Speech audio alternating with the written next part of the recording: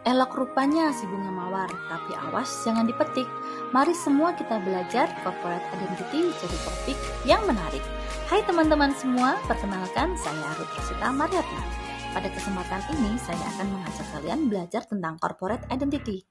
Materi ini merupakan bahasan dari modul 5. Pokok bahasan materi ini ada 3. Yang pertama, manfaat corporate identity, konsep corporate identity, dan hubungan corporate identity dengan corporate reputation. Setelah menonton video ini, diharapkan kita paham dan mampu menjelaskan serta menganalisis tentang cara mengidentifikasi identitas komunikasi perusahaan berbasis riset.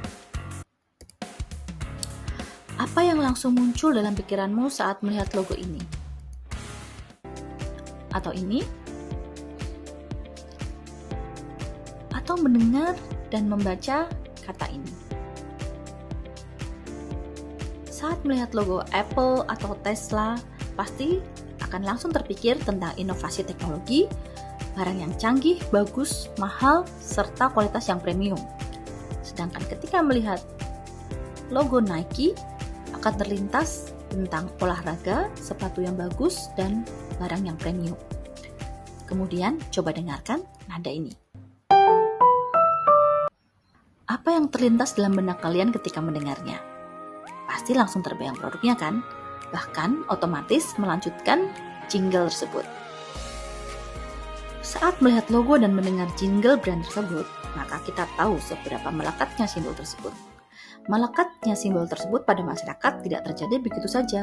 Butuh kolaborasi antara simbol, perilaku, dan komunikasi dari perusahaan sehingga membentuk sebuah corporate identity. Mari kita bahas lebih lanjut pada slide berikutnya.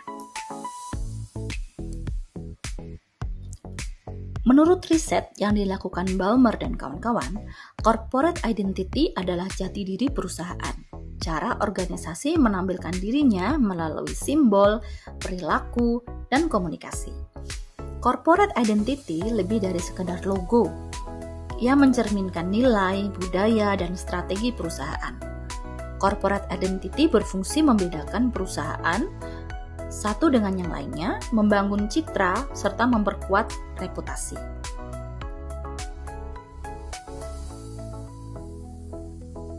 Corporate identity membentuk image perusahaan. Jadi, corporate identity merupakan esensi dan ekspresi diri yang ditampilkan perusahaan. Sedangkan corporate image adalah persepsi publik terhadap perusahaan. Bagaimana stakeholder, yaitu konsumen, klien, customer, investor, dan pemegang kebijakan memandang perusahaan.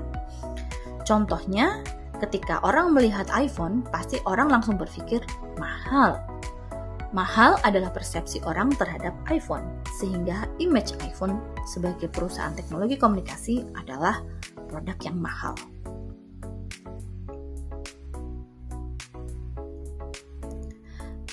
Sedangkan manfaat corporate image pada kekasannya, yaitu membedakan perusahaan dari pesaing dan yang itu memicu pengakuan terhadap perusahaan itu. Manfaat pada stakeholder internal juga bisa berperan sebagai konsumen. Artinya, karyawan Unilever dapat pula berperan sebagai konsumen Unilever ketika dia membeli dan menggunakan produk-produk Unilever.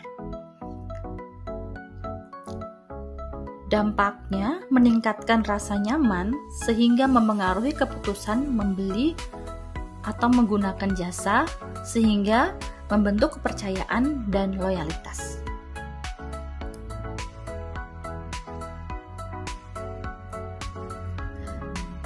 Sampai di sini kita sudah tahu apa itu corporate identity, corporate image juga manfaatnya. Selanjutnya kita bahas hubungan corporate identity dan reputasi.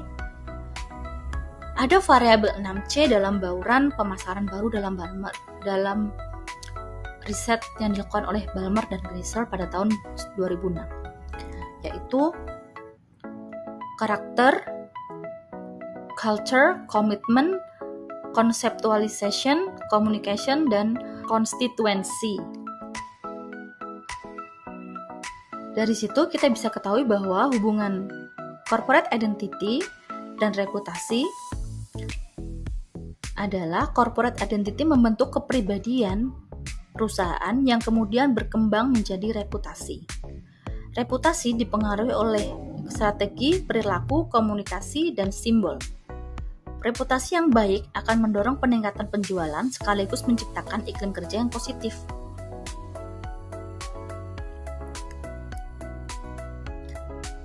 Setelah kita mengetahui unsur-unsur dalam corporate identity tersebut, terlebih pada elemen visualnya, kita dapat membedakan brand dan brand identity.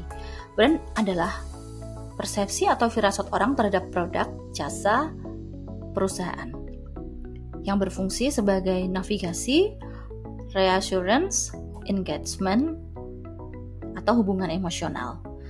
Sedang brand identity adalah aspek nyata seperti visual, suara, dan kemasan yang memperkuat perbedaan atau memberikan keunikan.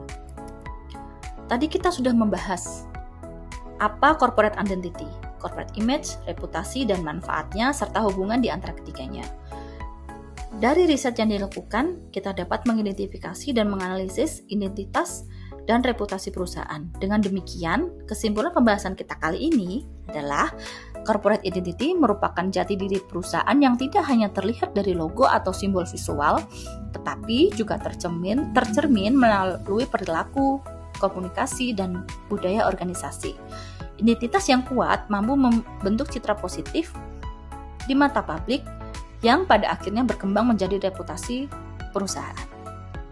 Reputasi yang baik lahir dari strategi, perilaku, komunikasi, dan simbol yang konsisten, serta memberikan dampak nyata berupa meningkatnya kepercayaan stakeholder, mendorong pada penjualan, dan terciptanya iklim kerja yang kondusif. Dengan demikian, corporate identity bukan hanya sekadar tampilan luar, melainkan strategi menyeluruh yang menyatukan nilai, budaya, dan arah perusahaan untuk mencapai keberlangsungan dan keberlanjutan serta keunggulan yang kompetitif. Ada awal, pasti ada akhir. Tibalah kita di akhir pembahasan corporate identity ini. Saya akan akhiri pembahasan ini dengan pantun. Perahu berlayar menuju tepi, angin sepoi membawa harmoni. Identitas korporat jadi jati diri, membangun citra penuh reputasi. Terima kasih atas perhatian dan waktu teman-teman. Apabila ada pertanyaan, teman-teman dapat bertanya dalam forum dan dapat menuliskan pertanyaan teman-teman di kolom komentar. Sampai jumpa!